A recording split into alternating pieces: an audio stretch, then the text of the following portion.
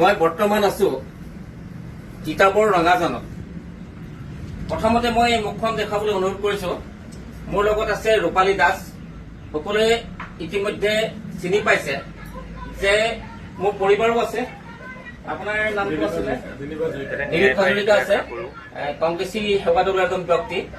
আৰু মই গোটেই পৰিৱেশটো দেখাব বিচাৰিছো এবাৰ যে মই একচুৱেলি দুদিনমান নিৰ্বাচনৰ পিছতে মই ঘৰৰ পৰা অকণমান আঁতৰত আছিলো। তেতিয়াই মই দেখিছিলো যে বিজেপি দলৰ বিজয় উৎসৱ পালন কৰাৰ নামত একাংশ ফেচবুক ব্যৱহাৰকাৰী কি কৰিছে যে তেওঁলোকে যে কংগ্ৰেছী দলৰ কিছুমান মানুহক আক্ৰমণ কৰিছে। আৰু তাৰ মাজতেই মই দেখিছো যে কেইবাখনো মুখ মই দেখিছো তেওঁলোকে এডিট কৰি দিছে, কিবা কৰি দিছে যে ৰূপালী দাসৰ ফটোখন বিশেষকে মোৰ চিনাকি, মই চিনি পাইছো, তেখেতক মই ব্যক্তিগতভাৱে নাজানো। তাৰ পিছতে এইখিনি গ'ল, বিভিন্ন গালি গালাজ অশ্লীল বক্তব্য মন্তব্য আমি দেখিছো। আচলতে এই মানুহখিনি কিন্তু কংগ্ৰেছী দলৰ নহয়। সাওকতে এই কথাটো এটা ধাৰণা কৰিব পাৰি যে যিহেতুকে ৰূপালী দাসে বিগত নিৰ্বাচনৰ প্ৰাক মুহূৰ্তত কংগ্ৰেছী দলৰ হৈ তেওঁ নিজৰ ফেচবুক একাউণ্টৰ পৰা তেওঁ প্ৰচাৰ কাৰ্য গণতান্ত্ৰিকভাৱে সাৱলীলভাৱে ৰুচিশীলভাৱে তেওঁ কৰি আছিল। সেইকাৰণে হয়তো তেওঁৰ ভিউৱাৰ্ছো আছিল আৰু এটা প্ৰভাৱ হয়তো কিছু পৰিছিল। তৎসত্বেও ইয়াতে ধীৰাজ গোৱালা কিছুসংখ্যক ভোটৰ ব্যৱধানত ইয়াত বিজয়ী হ'বলৈ সক্ষম হ'ল, যাক আমি গণতান্ত্ৰিকভাৱে সকলোৱে স্বীকাৰ কৰিছো, আমি তাত আদৰণি জনাইছো।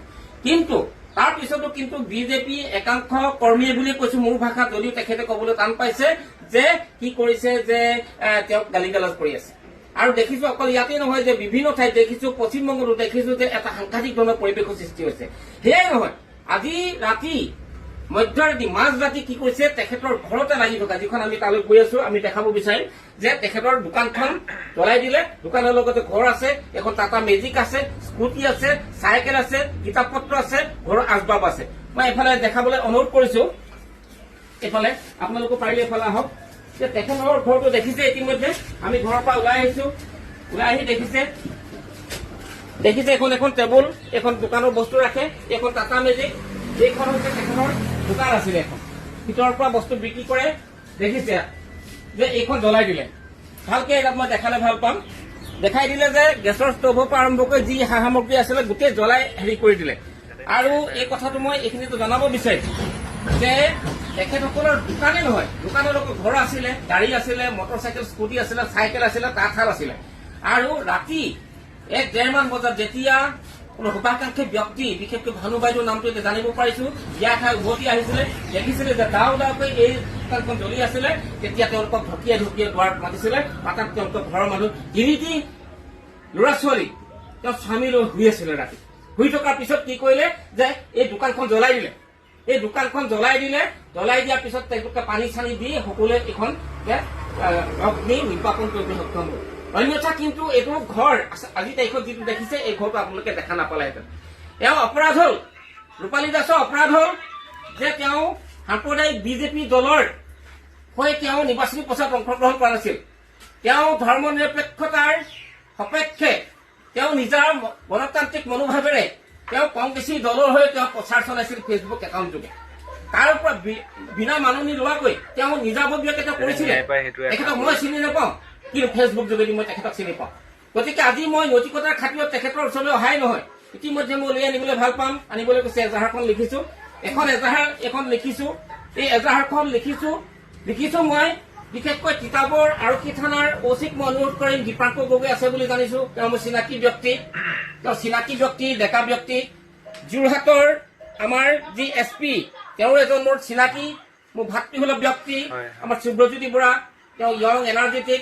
আমাৰ DC মোৰ তেওঁ এজন ভাল বন্ধু, আমাৰ মোৰ ব্যক্তি। আমাৰ তেওঁকো মই অনুৰোধ কৰিছো।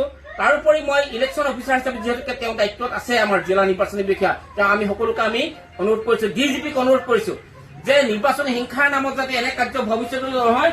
আৰু এই যে ৰাতিকাল যে এই দোকানখন জ্বলাই থৈ গ'ল, তাৰ বাবে আমি দোষীক দুৰ্বৃত্তক আমি কৰায়ত্বকাৰী বিহিত আইনগত ব্যৱস্থা ল'বৰ বাবে অনুৰোধ জনাইছো।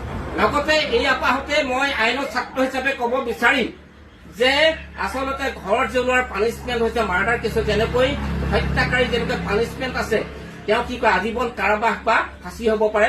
ঘৰ জ্বলোৱাৰ চূড়ান্ত শাস্তি হৈছে যে তেওঁক ফাঁচি হ'ব পাৰে। দেখিছে যে এইটো পেট্ৰলৰ বটল, ইয়াত পেট্ৰল লৈ আনিছিলে, পেট্ৰল লৈ আনি কি কৈছে যে ইয়াতে ঢালি জ্বলাই থৈ গুচি গৈছে।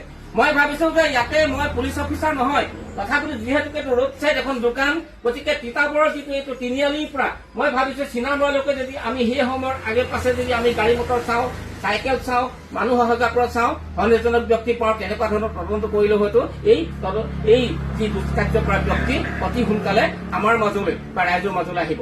গতিকে মই ৰূপালী দাস আপোনাক কৈছো যে আপোনাৰ এই মুহূৰ্তত আপুনি কি প্ৰশাসনৰ পৰা কি বিচাৰিব? আপুনি প্ৰশাসনৰ পৰা এইটোৱে বিচাৰিছো, উচিত ন্যায় লাগে।